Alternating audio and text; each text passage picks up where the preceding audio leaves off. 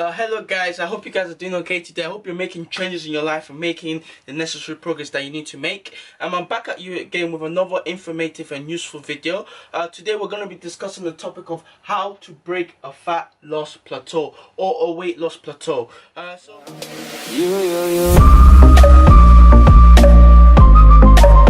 California dreaming about.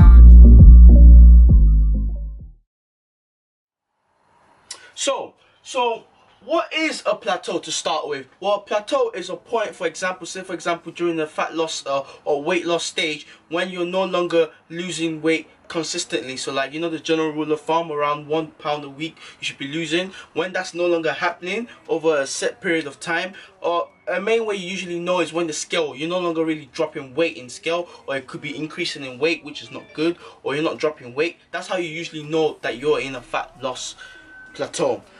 When going through a fat loss plateau, the key here is do not panic.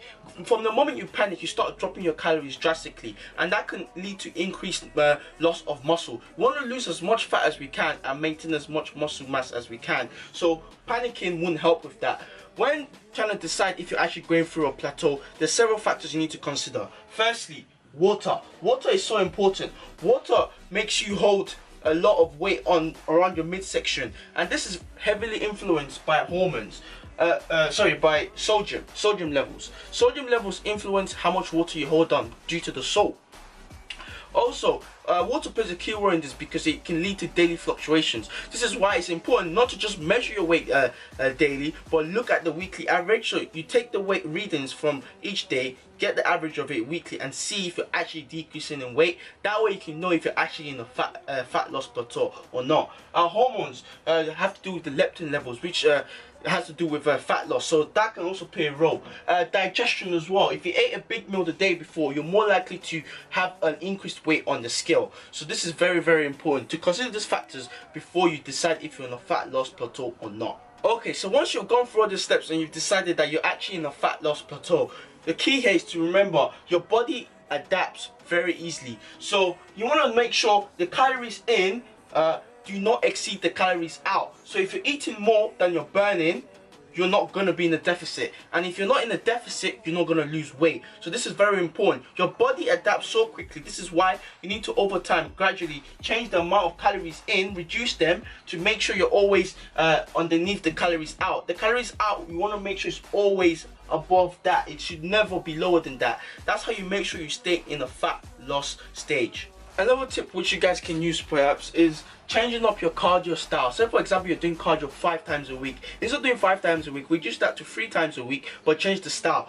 Do more HIIT cardio, high intensity interval training. So fast paced, getting it done sort of style of cardio. So say for example, instead of doing 20 minutes, do 10 minutes. Say for example, what I used to do on the rowing machine, I'll go on there for 30 seconds, I will literally max out on the rows, and then 10 seconds rest, then I'll max out again for another 30 seconds, and I'll do this for approximately 5 minutes. Then I'll go on to the treadmill, I'll jog, then run, you know, keep the blood flowing. High intensity. The benefit of high intensity is because if you do high intensity, your body keeps burning fat 48 hours after as well, so you're still burning fat while sleeping. So really doing high intensity cardio really gives a shock to your body, so that's very, very important. Another tip is to add more training sessions, so 4 to 7 hours of intense workouts per week. So just add a few more hours, just really focus on going as hard as you can in the gym, because that will not only help you burn fat, but also help you maintain as much strength as you can in the gym. Another tip also is to aim for losing around 1 pound of weight each week. If you're not hitting this, then reduce your calories by approximately 10% to make sure you're hitting this every week, and make sure the weight adds up to actual weight loss for a weekly average. And once you know you're hitting 1 pound a week, then that's good. You're on a good step to breaking that fat loss plateau.